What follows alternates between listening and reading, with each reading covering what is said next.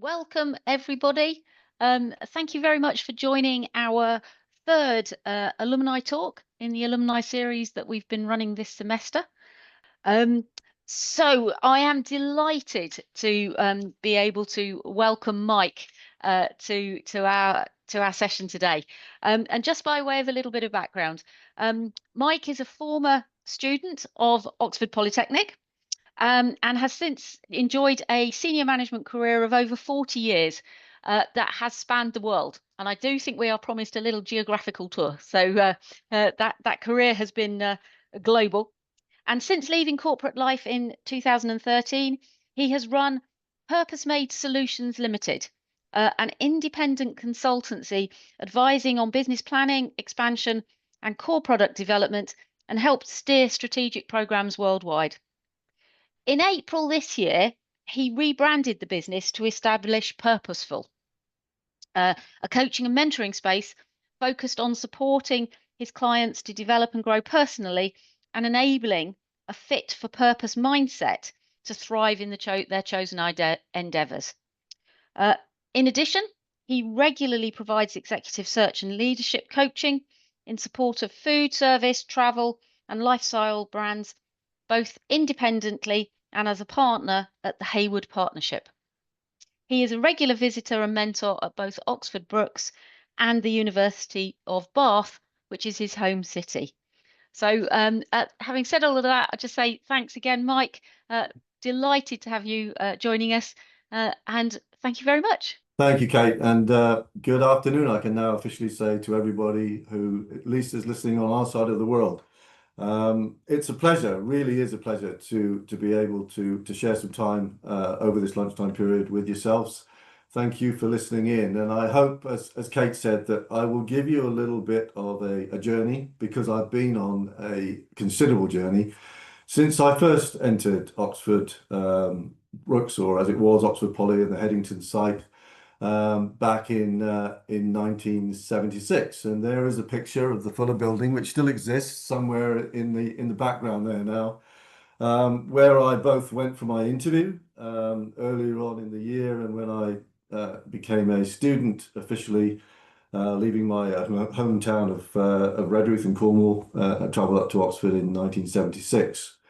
And you'll see there also some reflection of more current activity that I readily and privileged to engage in at Oxford Brookes through the business school, but also through having been a mentor at the School of Hospitality and Tourism since 2013, when I stopped traveling around the world and actually landed back in the UK in 2014. So Oxford Brookes has become quite a significant feature in my life, and I'm delighted to, obviously have opportunities like this, but also more importantly to spend time with the tutorials, with the tutor group, and with the academics. One of who I am not. I feel very much an imposter when I go to Brookes on occasion.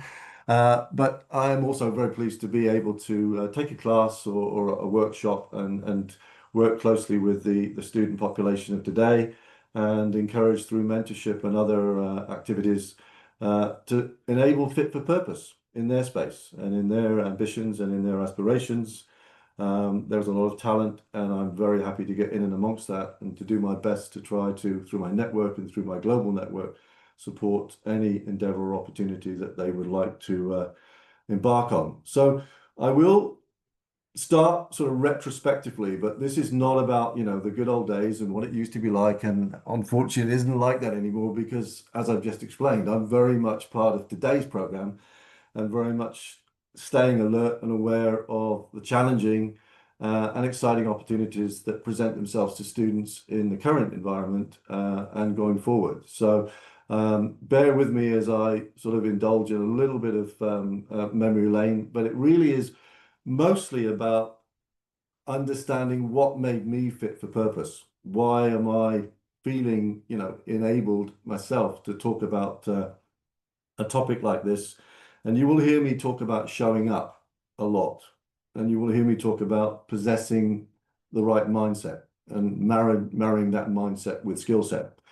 And you'll certainly, towards the end of the session, hear me talk about employability, which is something that my lens is acutely focused on every time I go to Brookes, every time I go into any business that I'm involved in consultancy or advisory work, and any boardroom, in any recruitment process that I'm involved in. Employability is so important to me, and it's something that I almost try and feel tangibly, that I'm picking up on that in terms of the opportunity and the potential that it presents. So let me start by starting with a little bit of a sad story, but it's relevant in terms of fitting me for purpose. And that story comes from somebody who grew up working alongside their father in the family business. So my working life started before Brookes, or in my case, Oxford Polytechnic, because my father ran a business. It was a butchery business. We had, most kids would have a garden to play in. We had a slaughterhouse in the back of our house. It was a very different environment for me. It was a bit bloody at times, literally, but it was also, of course, exciting. It was exciting to see the comings and goings of these very big Aberdeen or Hereford beef that would arrive on a Wednesday night or a Thursday morning after market. And sometimes I'd been to the market and helped my dad. Well, at least I thought I was helping him pick out the right animal. Probably not. But we got involved, I got involved. My brother was a sportsman. He was off playing and training all the time. I wasn't as good at sports, so I got the job of helping out more around the business. And I'm grateful for that now. I wasn't at the time, but I'm grateful because it introduced me to monetization. It introduced me to retail. It introduced me to talking to customers. And it introduced me in some way also to the stress of running business. And I did that for a number of years growing up. Wearing my little oversized white coat and standing quite often in the shop on my own, hoping that nobody was going to come in and ask me for too many things that would be difficult for me with my lack of technique to prepare for them. And you wouldn't be able to do that today. Quite simply, the local council would shut my father down in a minute. We'd have duty of care issues. It just wouldn't be possible. But in those days, nobody turned a blind eye that they walked into a shop and the only person in charge was about 12 years old, if that. So it gave me a grounding in showing up and being able to take responsibility, which has never ever left me. And there are many, many examples in corporate life that I can call upon where showing up and making myself available and becoming responsible has been an absolute necessity. It's been business critical for me to behave like that in that situation. So I had that early engagement. And then in 1979, just after Christmas, January 1979, I got a phone call as I was preparing to go to college. In those days, it was landline, of course. And it was my very distressed mother reporting to me that unfortunately my father had passed away. I was 21 years old at the time. It was and still is quite an emotional memory for me because I realized that I was more alone. I'd lost a mentor. But also, unfortunately, what then unraveled was that my father had been hiding, thinking he was doing the right thing, some significant business issues, some financial issues with the family business for some time. And upon his death, those issues became very, very transparent. And they became very transparent even to somebody who was living remotely in Oxford like I was. Long story short, it made me very aware that my future now depended on me. I was the one who had to earn the bread. I was the one who had to set up my own legacy because there wasn't going to be another kind of legacy. So I went from moseying along with my cohort and doing what, every student was doing at that time, which was drinking a lot of beer at 16 pence a pint at the time. And I was having to enable myself to work a lot more. So I immediately took extra jobs. Oxford was great for that, hotel work, bar work, etc. And it enabled me to start to appreciate the value of money and the fact that if I didn't earn it, there wasn't going to be much coming my way. So my fit for purpose perception and my fit for purpose lifestyle began in earnest at the age of 21 years old. And here we are now, 40 plus years later, and I'm very happy to say that I still have it. And that's why I've called my most recent, business adventure purposeful, because I do believe we need to find a purpose because that gives us the energy, the impetus, the motivation, and the staying power to do the things that we might want to do, but we know are going to be challenging. We really aim to do, but we know it's a big target and it's a lot to go after. But if we're fit for purpose, we can create, I think, the mindset to enable us with the technical skills and the backing to go where we need to go. So I'm going to talk a little bit about my first career, which started immediately. I graduated from Brookes, and not surprisingly, at that stage, there was no internet. I had to, go down to WH Smith's and buy an A4 pad and write a few applications for jobs and wait a couple of weeks until anybody came back and offered me an interview. But I got an interview at the Royal Northern Hospital. And the archive picture of the Royal Northern Hospital wasn't great. And the archive picture of BHS wasn't great. And the archive picture of Baker's Oven that I found wasn't great. So there's a young lady called Olivia Cantwell, and I know she's listening, so I'm going to have to mention her here. But she very kindly sent me some illustrations. She said, why don't you use these illustrations? And I think they work very well, and I'm grateful. So thank you, Olivia, for helping me with that. And very good luck on the placement that you've so deservedly recently got for I think starting next month. So good luck to you. So early lessons for me were in budgeting. We had £1 a day, for example, to spend on 3 patient meals back in 1979. And I also learned about life in the big city. I was a Londoner. I was working in London.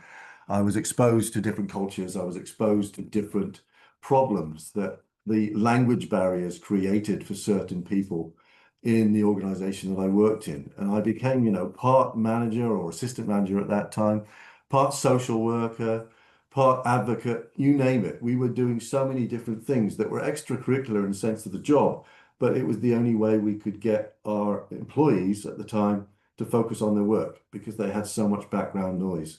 And a lot of that involved them having to fill in forms and deal with issues in a foreign language which they weren't familiar with. So I really quickly got into sort of cultural reference and cultural differences and being able to sort of see the value of being supportive. BHS was an interesting experience of 9 years. British Home Stores, as it was called, changed its name to BHS during my time there. And then after BHS, I stayed in the high street for a further 2 years and worked for a business called Baker's Oven, which was 1,100 bakery stores. And if you don't know Baker's Oven, you probably do know Greggs. And Greggs swallowed up literally Baker's Oven in 1994 to create this, mega high street brand of over 2,000 operations. And at that point, I decided that being a Cornishman, moving to Newcastle was literally too much like going to the frozen north. And I was, I'm going to find something else to do. So I learned a lot, and particularly, I wanted to show you some illustration here. When you are responsible for what goes into a high street cafe, one of the most important things that you fool the British shopper on is tea. So we sold an enormous amount of tea every day. And like a lot of people, I like my tea, but I like it with fresh milk.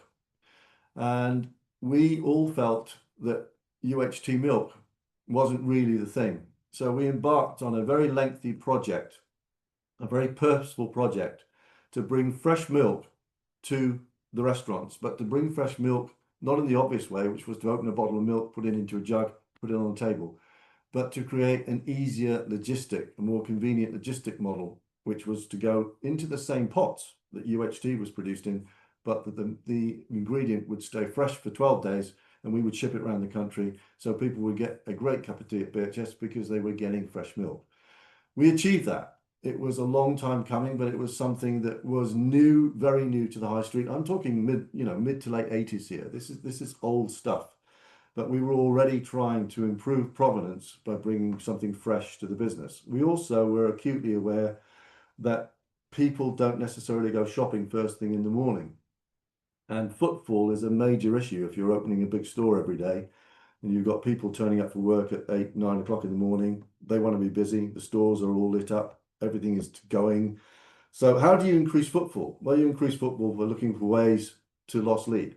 And we created this demon called the 99p breakfast, which was sold widely and over a long period of time, everywhere from Plymouth to Aberdeen. And we made an awful lot of positive, commercial support for the business by bringing people into the store in hours, the early hours of the day when potentially, the space was a bit dead.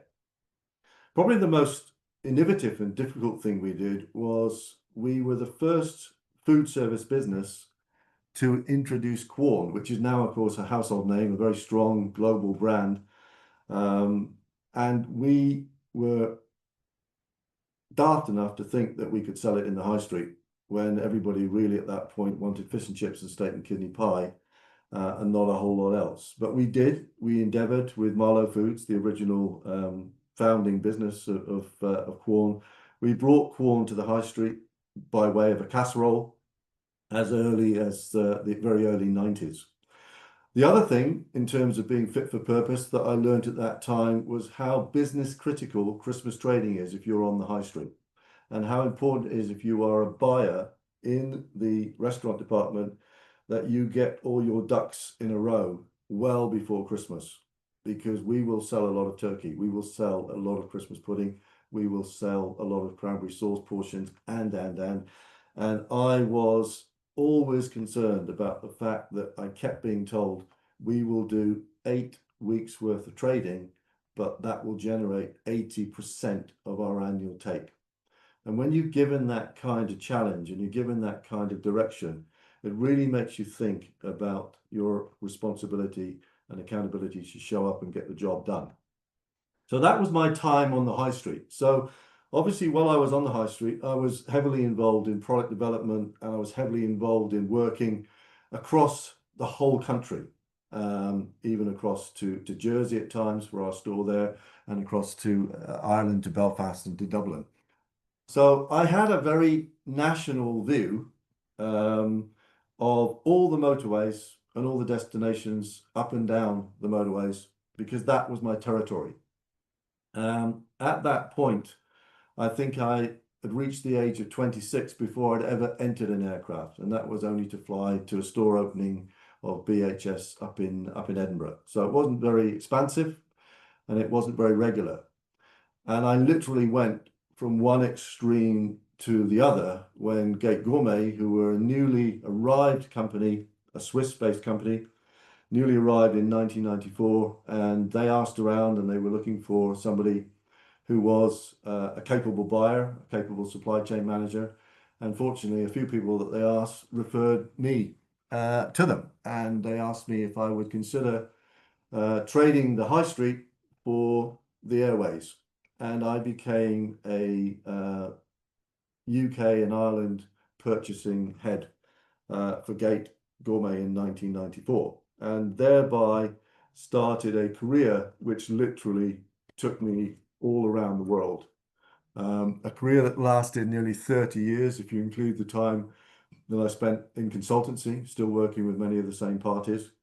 Managing expectations became a daily mantra. It became an hourly mantra. It almost became something that we had to time to the minute, because as some of the students from Brookes found out when I took them to one of London's biggest flight kitchens a few weeks ago, their KPIs are timed by the minute, because every minute they don't show up, as that aircraft is the Delta aircraft has a Gate Gourmet or a couple of Gate Gourmet trucks there. If they turn up late, for every minute they are late, the penalty is financial, and it's incredibly excessive. So you are not late in this business. You are on time. And that also is something we develop, not least working for a Swiss company. Punctuality and time management is what I learned in my first few months at working with a Swiss business.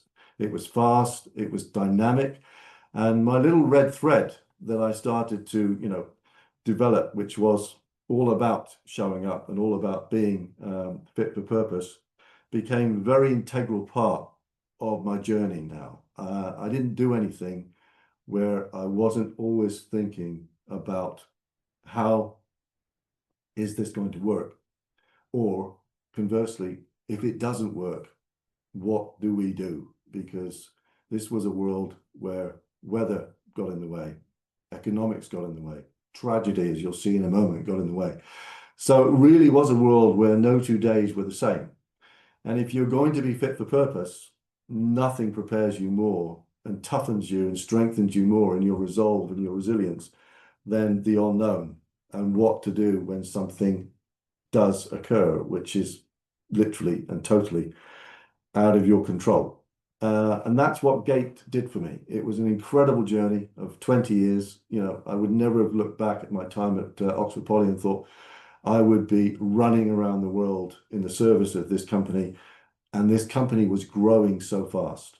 When I joined, they had 24 flight operations, flight kitchens, which are what we call airside. So you can't reach an aircraft with any of the consumables or the amenities that go on board unless you come through a post office box, which is a flight kitchen. And we were running those PO boxes increasingly globally, from 24 to 50 to 100.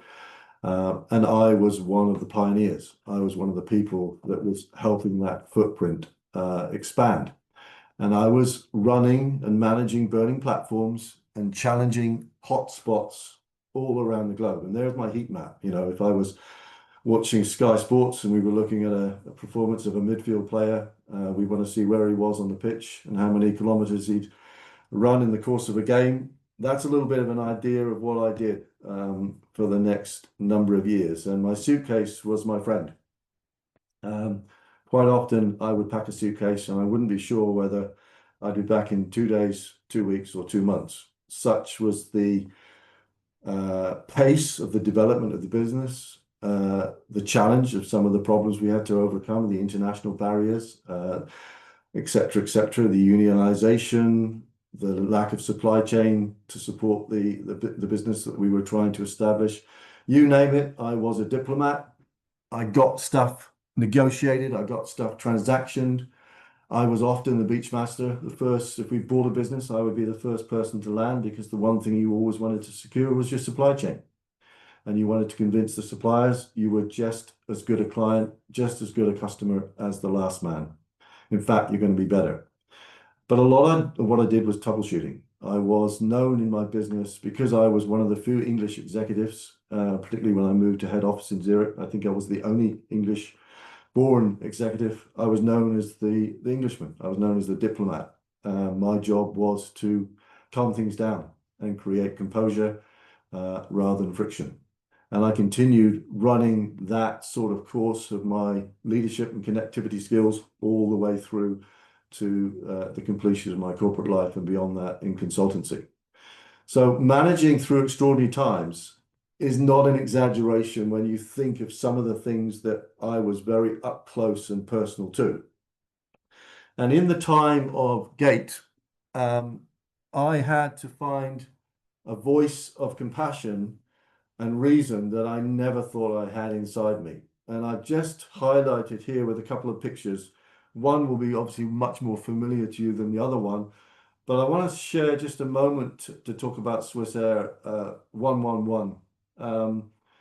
What perhaps people don't appreciate, if you are in Switzerland and you're in the German part of Switzerland as I was, and you live in Zurich, which I did, just how iconic and how important a brand, an image and status Swissair had as an international flight carrier, but also, of course, a legacy brand for Switzerland. And it was also very reputable in the sense that it was a very safe airline to fly in. And you've got to remember, at this time, I was involved in a business serving an awful lot of local people in the city and just beyond the city, to a point where you'd open a phone book in a house in Zurich and people would not only put their name, but they would put alongside their name, employee of Swissair. They were super proud of this business and they wanted you to know they were part of it. So when a plane went down over the Atlantic at Halifax, Nova Scotia, on the 2nd of September 1998, that resonated in silence all across the airport and all across our head office and anything connected with the airport. It was an incredibly sad day. It was either my fortune or misfortune at that point to be the most senior person. I was the vice president at that time, the most senior person in the office. And our HR manager came and said, "Mike, I've just had a call with our president. he says, you have to bring everybody together and you have to say a few words of consolation and remembrance to recognize what's happened. And I was literally lost for words. I needed a moment or two to compose myself, but those people were my friends. They knew it wasn't going to be easy for me. They were my team members. They were my colleagues. We'd always pulled together at every level, good and bad, joy and sadness, difficulty and achievement. And that day was no different. And I remember it very, very well for being a day when I felt completely at the service of that business. And it was a special feeling, and it doesn't leave you. It was repeated, unfortunately, during the aftermath of 9/11 and the attacks in New York in September of that year. Again, quite by chance, I was hosting the entire American supply chain leadership team in Zurich on that morning. We had just completed our meetings. We had gone for a good lunch, and we were on our way back for an afternoon session when things started to go badly wrong. And I could see faces turning ashen white. I could see trembling hands. I could see a lot of sweating and murmuring. I could see people visibly shaking, and rightly so. I then again had to find that voice to bring them all into the room and say, look, we will do whatever we can and whatever is possible in Zurich to get you guys to the only place you want to be right now, which is home. We understand what's going to happen in airports. We understand what's going to happen to international airways, but we will take every care to get you guys home as quickly as possible, because that's all they wanted to do. They wanted to get home to their families. So when you go through these experiences, the first thing you think about is the personal and the human impact of that. But of course, very quickly, we saw the business issues around that. And we realized that we were going to suffer as a business, and we were going to struggle as a business for a long time to come. It was right and appropriate that planes didn't fly. It was right and appropriate when they did fly again, several changes had to be made to the security and the way that aircraft were loaded and the kind of products that were put on board. For example, we were a catering company. We couldn't board knives and forks anymore. That was not something we could continue to do. So you become aware very quickly, and you pivot very quickly, and you look for help. You look for your supply chain to help you. You look for your colleagues to help you. You look for your leaders to give you direction. I became a leader. I became a president of all of our operations in Asia Pacific in 2009. And things were immediately different for me. I had 3 or 4 time zones in my own region to consider. I had a number of different board positions. I sat on 17 boards. And anybody who knows Asia will tell you that the references culturally are very different. You do not conduct a meeting in Thailand in the way that you conduct it in Korea. You don't have conversations with the Chinese leadership in the way you have conversations with the Japanese leadership, and so on and so forth. And then you go to Australia and it literally tips all on its head.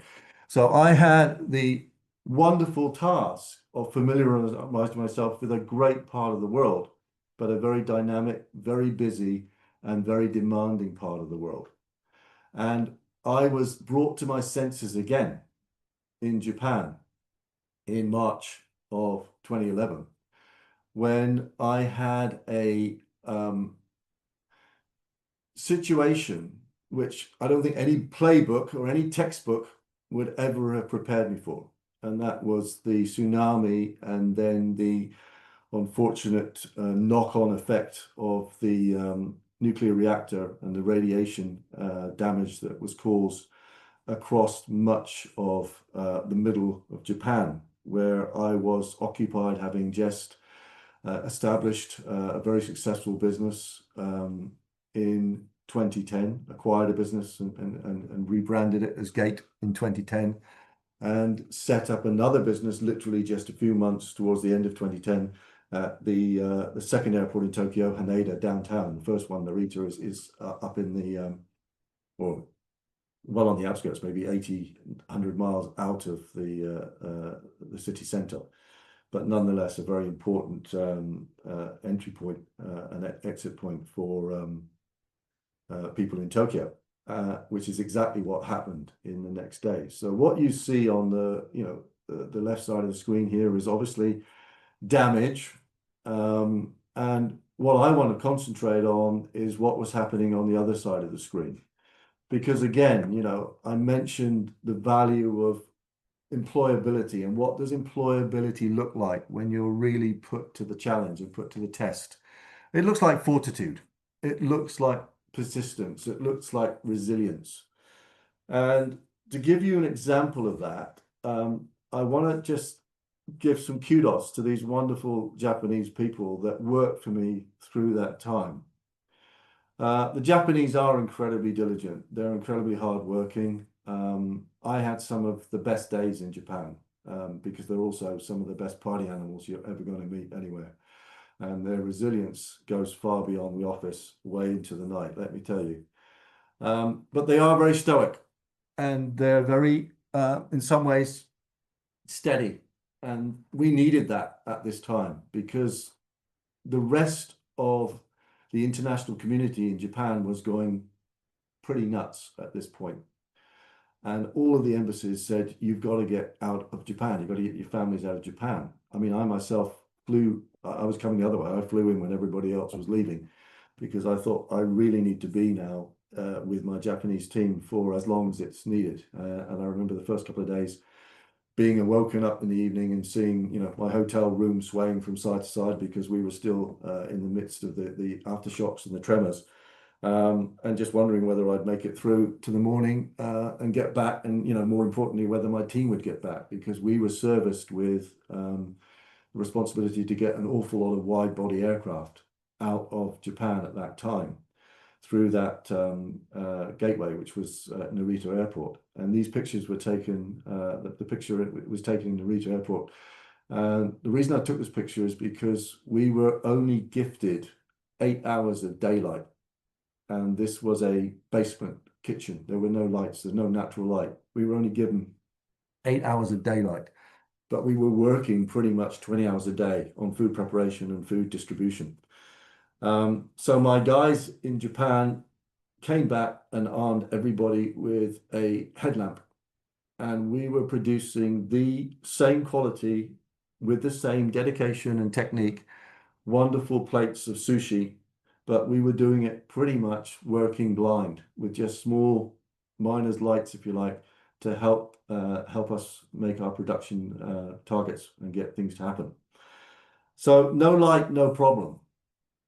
But how were people getting to work? Because all around us, much of the infrastructure, the roads, the petrol stations, they weren't active. We had fuel because we were delivering to the airport, and the airport had fuel, so we could fill our trucks.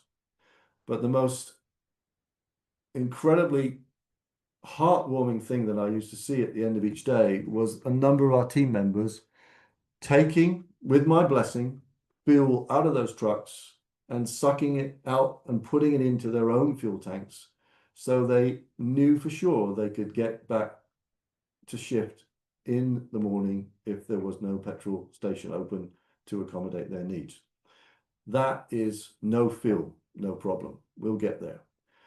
The guys in the picture with the Hawaiian Airlines truck, which was one of our service trucks, Hawaiian Airlines were a customer of ours. These were special guys. These were guys who were going out to ground zero. So they were going out to sites like you see in the bottom left picture there. And they were doing that Friday nights. They were going out to serve soup to the homeless, the evacuated, the people who'd lost their homes, and the people who'd lost everything. And I noticed a couple of days before they went, they were busy collecting holdalls and suitcases. And I was fascinated by this.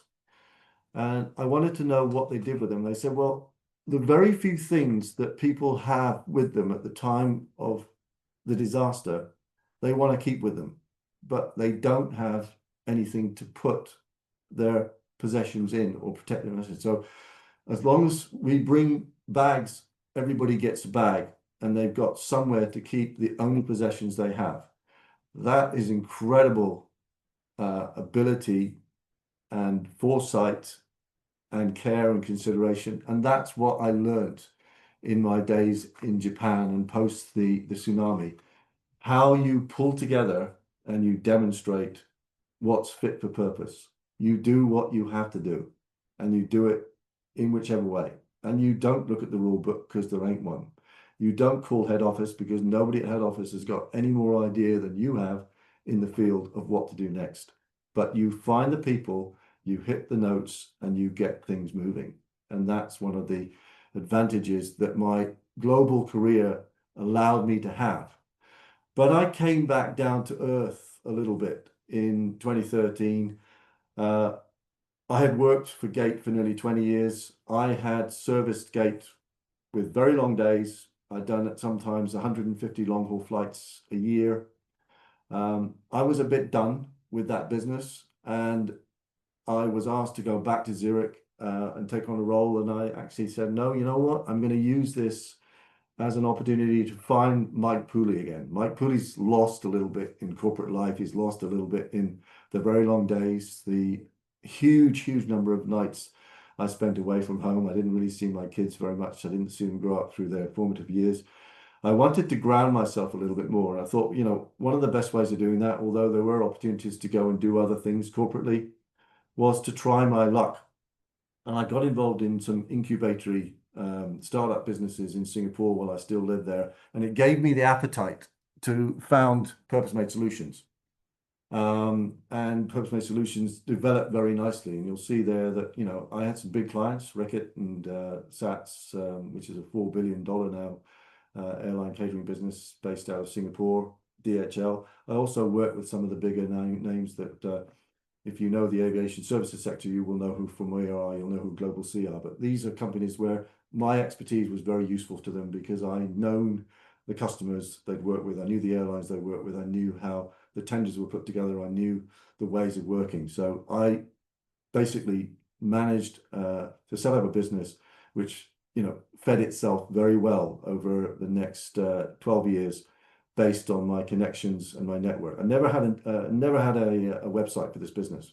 That was my intention, but I had enough business, thankfully, for the last 12 years that I didn't need to advertise. And it's a wonderful position. And I owe it entirely to the exposure and the seniority and the roles that I had within Gate Group, which allowed me to be somebody that people knew where to find me and they knew what I was capable of doing. It was a great lesson for me in managing to stay employable and managing to stay on point. And it introduced me at that time to the importance of mentorship. I'd mentored a lot of people through my time at Gate. People who'd gone on to very big jobs in other companies, very successful people. And I really wanted to give something back. And coming back to the UK after 20 years, literally one of the very first phone calls I made was to Oxford Brookes to talk about becoming a Bacchus mentor at the School of Tourism and Hospitality, or Hospitality and Tourism, to give it its proper name. And I went there in 2013, and I began the next stage of my own enablement, which was to work through marrying consultancy to working with recruitment, assessing people for being fit for purpose, being able to take on challenging roles in the sector that I knew very well. And everything merged and married together quite well. So although I was downsizing a little bit in terms of my corporate aspirations, I was able to set up a sustainable business, the Aviation Sustainability Forum, with a colleague in 2019. And then when things were going very well, life threw another curveball at all of us. And that curveball was called COVID-19. And COVID-19 was when I really saw the need for evidence of employability and evidence of becoming or returning to a fit for purpose structure, because inertia inevitably set in a lot of businesses that were related to the aviation services industry sector, which is where I was really plying my trade. That picture of the airfield, it's not the Zurich airfield, it's literally a regional airfield outside of Zurich where the Swiss planes were lined up. That picture was being replicated all around the world.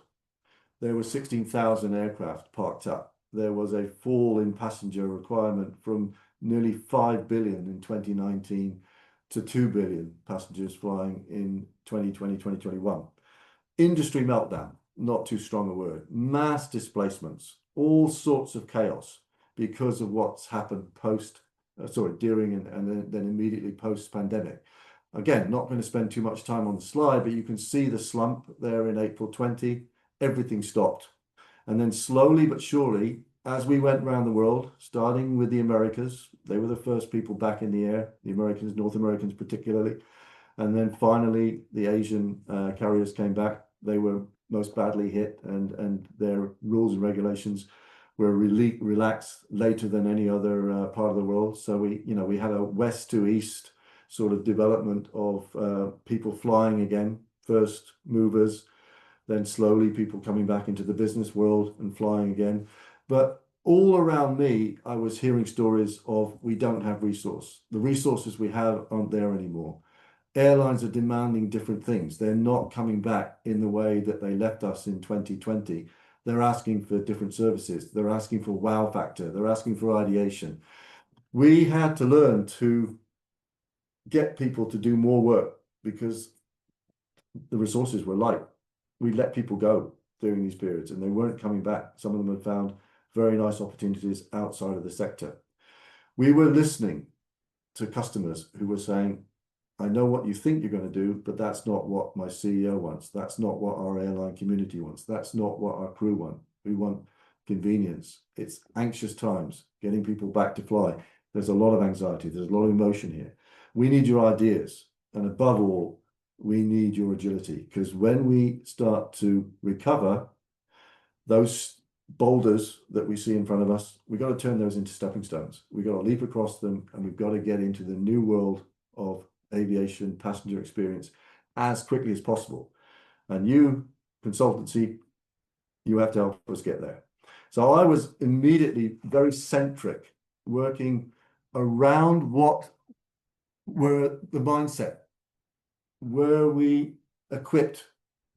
We may have had skills, but were people mentally fit for purpose? And I often coach and often tell, I talk a lot in sports parlance or football parlance particularly, and I talk about fit for purpose using the analogy of Harry Kane. I don't know why I pick on poor old Harry, but what we know about Harry Kane is that he's a very good footballer. He's very good with his left foot. He's very good with his right foot. He's very good with his head. But even Harry Kane needs to go in the middle of summer, and he needs to be fit for purpose. He needs to be retrained. He needs to have his body and his physicality up to the pace where his technique will be able to perform to the best of its abilities. And that's something that I was noticeably watching in leadership teams and in organizations, how good they were at getting everybody back to their game face, getting everybody back in play. And I took that with me as I was looking then in recruitment for senior roles and understanding, do I have people looking for these jobs who possess the right kind of DNA to work in a 24/7, 7-day week, 365-day year business, which is what the aviation sector is. You do not sleep if you're in this business because your products, your services are in play all the time if you're serving international carriers. So if you don't want to wake up in the morning with a headache, and I often did because things happen overnight, you really need to be able to provide airlines with the kind of service provision that is excellent, that is on time, that is in full, and is consistently and regularly in that state wherever you operate around the world. So I always look at employability, and I start now to reference my time at Oxford Brookes in terms of the mentoring I did, primarily for undergraduates, and I mentored students from all around the world. It was education for me. It was great to hear their stories. It was great to hear their dedication, their parents' dedication. It was wonderful to hear of their ambitions, what they wanted to do, going back to their own countries, the kind of businesses, the kind of opportunities that were going to present them. So the whole learning curve for me was understanding that the most important thing I could bring to these students was an eye of the world, a little bit of my perspective on business experience, working in leadership, dealing with ethical issues, dealing with crisis management, because some of that might be of interest to them and some of it might be essential to them as they progress and develop their careers. And whilst I was and am fully aware and understanding of the importance of academic competences, I wouldn't go anywhere near Kate or anywhere near Oxford Brookes if I didn't have that view and that understanding.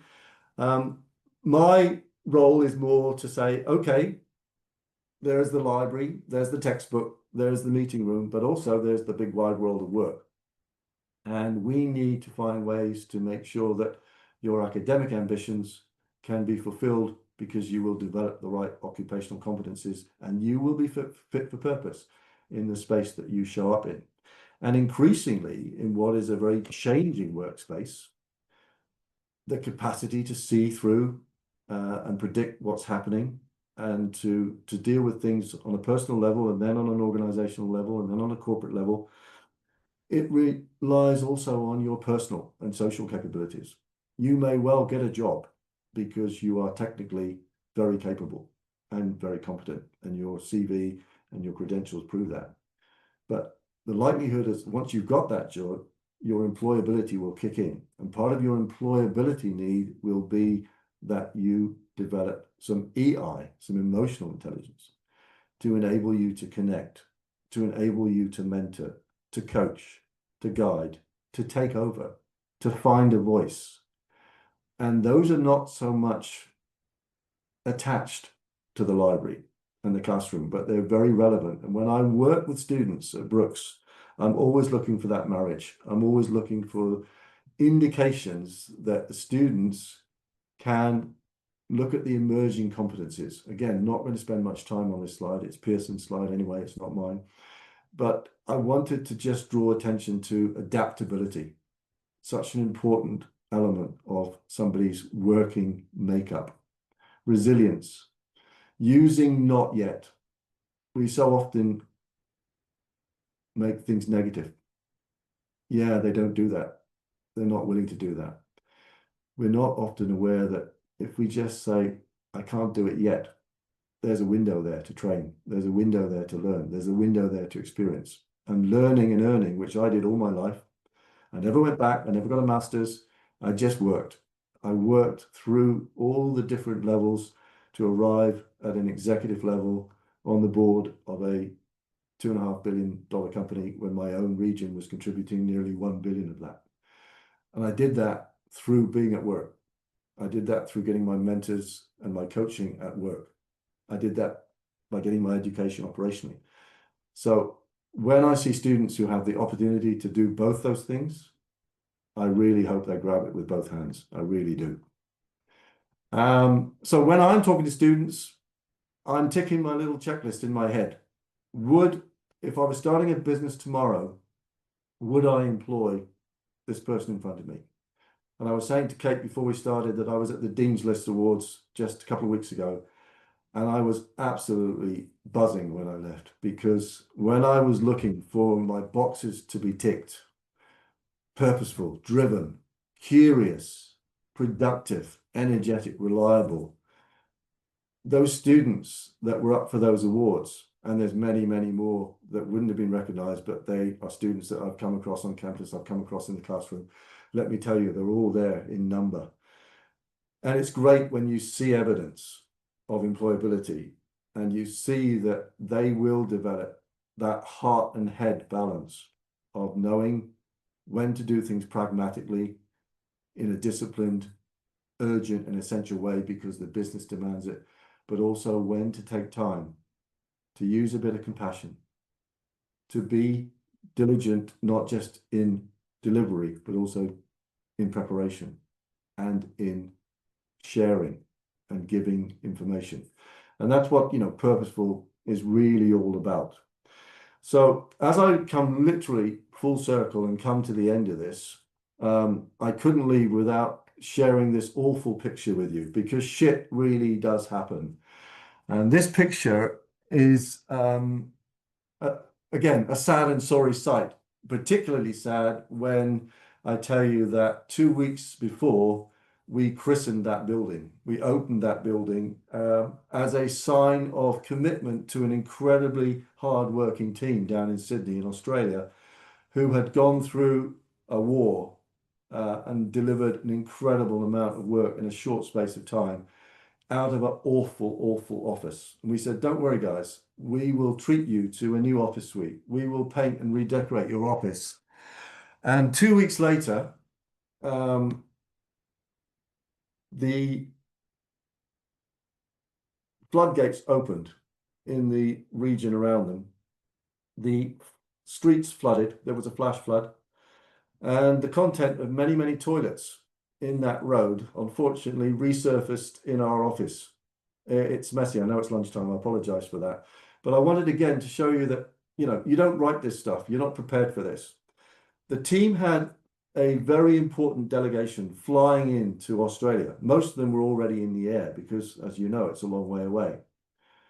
We had a choice. Do we cancel that meeting, which was coming up, which was a showcase meeting? We were going to use the offices, but we were also, more importantly, going to use the kitchens and present some incredible food for a new menu presentation for an airline's menu. Or do we find a way of doing it? And because it was gate and because those people were 24/7, 365 days like myself, they went out and they got a marquee and they positioned the marquee the right side of the building nearer to where our food was produced. I must add quickly that no food was produced anywhere near this picture for obvious reasons. But we went ahead with that project, and it was another example to me of this is what we do. This is why we're here. My red thread never fails to get strengthened, never fails to get more taught, never fails to go and stretch further when I see and hear of the successes and the achievements and the diligence and the dedication and the general, problem solving that I come across in my career. And my very last reference is to a book that when I was home with my kids became something that we turned to a lot because I think they quite like my accents and the way I read the book. We're going on a bear hunt, and on a bear hunt, you can't go over it and you can't go under it. You have to go through it. And that is my career in a nutshell. I kept a half full glass, and I've got to a point now, a lucky point, where I can share some of that legacy with Oxford Brookes and the great people who are there every day. I'm allowed in once and again with the blessing of people like Kate. But I'm so grateful that I've had this opportunity to share what I believe is really relevant. We're in a changing world. I haven't got time to talk about AI and the importance of AI. I haven't got time to talk about what CV should look like. I'd love to go into that as well because I'm part of that, that assessment group when I look at what I do in recruitment and what I look at what I do in coaching. The people focus is really my thing. And I hope that I've shared with you some insights which you can take away and think about, or, if you've got questions, I'm always open to those. Thanks, Kate. Mike, thank you so much. What a absolutely fascinating insight into such a varied career. But what strikes me is that piece around emotional intelligence, because I think dealing with the complete left fielders, the tsunami, 9/11, the events that happen that you just don't expect. I think that's where you just draw on those almost core values that really spoke to me. So thank you for sharing that. Yeah, and it was a weapon I had to deploy quite a lot. And Yeah. probably at that time we weren't really, we were very focused on human intelligence, of course, as we are now, and those, those occupational competencies that we need to bring into the workplace. But, when you've got literally very disheartened and very, in some cases, disorientated team members, you've got to somehow find a way, metaphorically, to get an arm around them and capture what's still there and Yeah. make it go again. Yeah. And it's still, for me, one of the cores of my approach has always been that the team achieves more than the individual. So making sure the team is able to function is just so important in this space. Yeah, and then one member of the team really comes to the table. because they find their rhythm quicker than others, Yeah. or they find their sweet spot quicker than others, and then they can bring others with them. Yeah. Yeah. Yeah. Which is why, the one thing I always advocate when I'm talking to very senior people is be connected Yeah. with the people in your business at all times, because if disaster or difficulty strikes and you don't have that connection, that's not the time to try and discover it. No, It needs to be embedded culturally in that business already. yeah. So thank you again, Mike. We've got one question that's come in from Unai. So if I just, what advice would you give to people who have set clear objectives and are working hard to achieve them, yet feel they're not making progress, even though they've accomplished a great deal and are close to success? I think it's a really good question, and it's a really relevant question. Thank you, and I knew that you would not disappoint me by not having a question. It's much appreciated. And particularly in the space where Unai operates in the enterprise hub, we see, so much passion and intention and commitment to people striving to get things off the ground.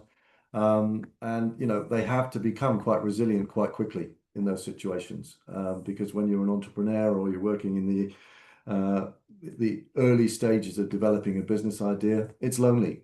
And to some extent, that loneliness can stay with you right the way through to launch and into, the first years of a founding business. I think, where I would always recommend people to start is to recognize support. Mm, First thing is, don't deal with this on your own. There really isn't a need to deal with this on your own. Find people who have experience, who have compassion, who have good listening skills, and who are willing to give their time to hear you out, and make sure that you're very clear. If you're facing barriers, explain them. Tell people why they are imposing. Tell people why they're difficult to jump over. Give people all the clarity you can, articulate what the issues are, and you will find in mentoring, and you will find in coaching, and you'll find in buddying up, if you're already in a business environment, in a team environment, there are people who are able to help you. Sometimes they don't seem to be there, they're absent. mm, You've got to show resilience. The one thing that I crave for every student, every graduate, everybody coming out of university this summer is to identify and live with the awareness that resilience is going to be a necessary part of your toolkit. yeah. It's got to be part of your narrative. And if you don't understand when you hit it, it's going to be bumpy. It's going to be difficult. So I know it's not easy to tell everybody be resilient. Of course it's not. And that's why, I work very hard in my coaching and my mentoring to try to engage on that level of, are you fit for purpose? Yeah. What does your CV tell me about you? One of the issues with students is they're young. Yeah. So when we talk about CVs, their CVs are naturally quite short because they haven't had the experience, and yet people are asking them for experience. But also there's a experience comes in lots of different forms, doesn't it?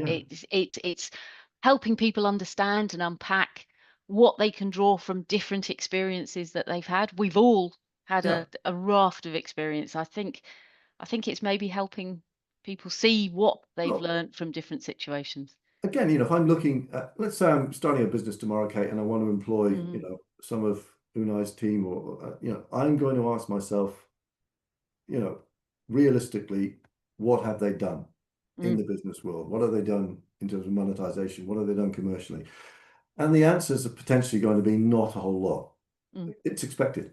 So let's look at what makes people successful in business. Discipline. mm. Yeah. I've got some people here who are really sporty. Mm, They're showing up, they're training, they're doing the hard yards, they're sweating. That's something that they bring with them into the workplace.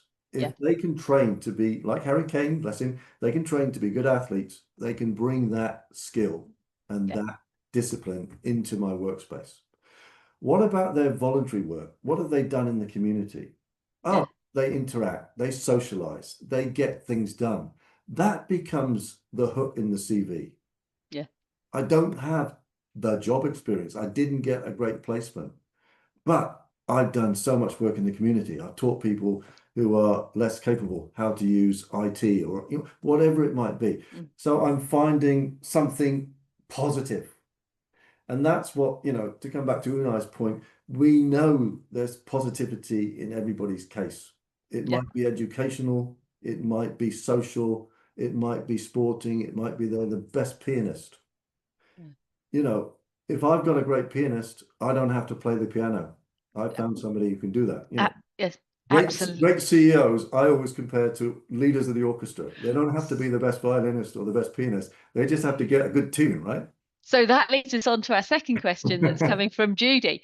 So thanks, Mike, for all the hard work and mentoring on the Backers program and sharing such amazing insights. So how do you reflect on how you learnt to build good teams around you as part of your career? So how did you build good teams? Uh, I think I was very lucky that I had to mature into an adult and a working adult very quickly, Yeah. and very critically. I didn't really have a pause point.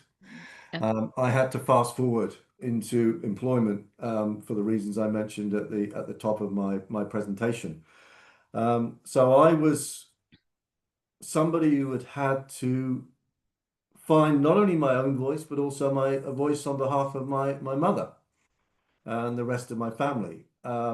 And I'd become used in a way to sort of advocating for things to happen. And I guess I took that narrative into my working life. I'm also, as people who know me will know, an incredibly curious, chatty, annoying, buggy person to be around because I don't really shut up very much. Um, but what I realized was if you don't shut up, Mike, you won't learn.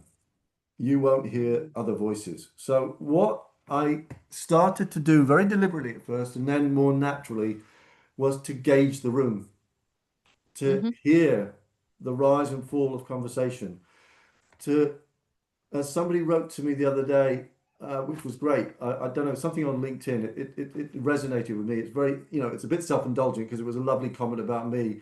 But they said for all the time they'd known me in industry, the thing they most liked about me was that I always heard the smallest of voices. Yeah.